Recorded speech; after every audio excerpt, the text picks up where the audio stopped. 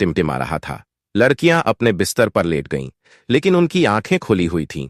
वे पूरी तरह सतर्क थीं, जैसे किसी शिकारी से बचने के लिए हर आहट पर चौकन्ना रहने वाला हिरन। दोनों धीमी आवाज में आपस में बातें कर रही थीं और बाहर की हर सरसराहट पर कान लगाए हुए थीं। साधु अपने बिस्तर से उन्हें देखता रहा।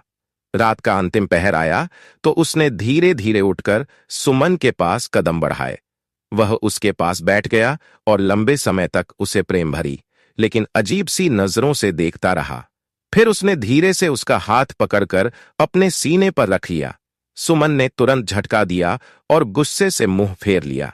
साधु कुछ क्षण वहीं बैठा रहा, फिर धीरे से उठकर राधिका के पास गया।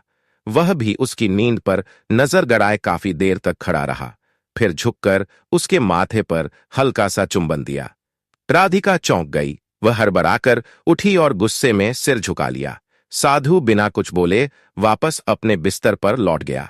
सुबह की पहली किरण मिट्टी की दीवारों से छनकर झोपड़ी के भीतर आई। सुमन और राधिका पहले से जागी हुई थीं। उनके चेहरे पर नींद की जगह बेचैनी और डर का असर साफ दिखाई दे रहा था। इस बार उन्होंने तय कर लिया था कि बिना कुछ कहे यहां से निकल जाना है। जैसे ही वे झोपड़ी से बाहर निकलीं, उनकी नजर एक कोने में बैठे युवक पर पड़ी। सफेद स्वच्छ वस्त्र, तेजस्वी चेहरा, मगर चेहरा दूसरी ओर किए हुए। वह शांत बैठा था, जैसे किसी गहरे विचार में खोया हो। दोनों लड़कियां उसके पास पहुंची और पूछा, तुम कौन हो? धीरे धीरे उसने अपना चेहरा उनकी तरफ मोड़ा और जैसे ही उनकी नजर पड़ी, वे दोनों हक्का बक्का रह गईं। उनके मुंह से अचानक एक साथ निकला, ये तो हमारा पति अर्जुन है। वे दौड़कर उससे लिपट गईं। आंसुओं से उनकी आंखें भर गईं। यह पल उनके लिए किसी चमत्कार से कम नहीं था। तुम यहां कैसे? क्या हम कोई सपना देख रहे हैं? अर्जुन ने उन्हें अपने आलिंगन में बांधते हुए कहा, नहीं, यह सपना नहीं, यह सच है। मैं लौट आया हूं। लड़कियों की खुशी का ठिकाना ना रहा। वर्षों से जिसकी तलाश थी, वह आज उनके सामने था। तुम कहां थे और इस साधु के घर में कैसे आए? वह तो हमें बिल्कुल ठीक नहीं लगा। क्या तुम उसे जानते हो? क्या तुम उसे जानते हो? राधिका ने पूछा। अर्जुन ने गहरी नजरों से उनकी ओर देखा। पहले साधु को बुलाकर लाओ, देखो वह कहाँ है। लड़कियां झोपड़ी के हर कोने में ढूंढने लगीं, लेकिन साधु कहीं नजर नहीं आया। वह तो यहां नहीं है, जैसे गायब हो गया। उन्होंने कहा। अर्जुन ने एक गहरी सांस ली और कहा, साधु कहाँ गया, यह अब तुम खुद ही समझ जाओगी। लेकिन उससे पहले क्या तुम नहीं जानना चाहती कि मैं इतने वर्षों से कहा था? दोनों ने उत्सुकता और घबराहट में एक साथ कहा। हाँ, बताओ, अर्जुन ने धीमे धीमे कहना शुरू किया। एक दिन मैं घर से बाजार की ओर निकला था। रास्ते में एक वृद्ध पुरुष और एक अत्यंत सुंदर कन्या मिले। वृद्ध साधु जैसा दिख रहा था और कन्या अत्यंत युवा और मनमोहक थी। मैंने मजाक में कन्या से कहा, तुमने इस वृद्ध से विवाह क्यों किया? तुम्हें तो किसी युवा के साथ होना चाहिए।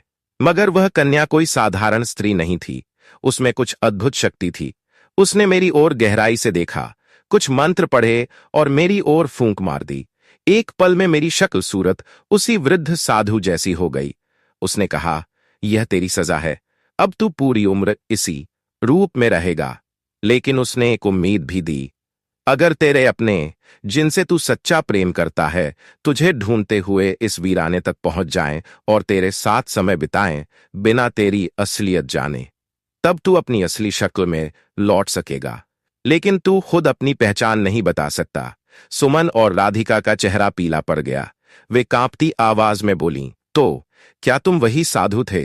अर्जुन ने सिर झुकाकर कहा, हाँ, मैं ही था। दोनों के होंठ कांपने लगे। उनकी आंखों में आंसू थे, पछतावे और लज्जा से भरे हुए। वे भागकर अर्जुन के गले से लिपट गईं। हमें माफ कर दो, हम तुम्हें पहचान नहीं सके।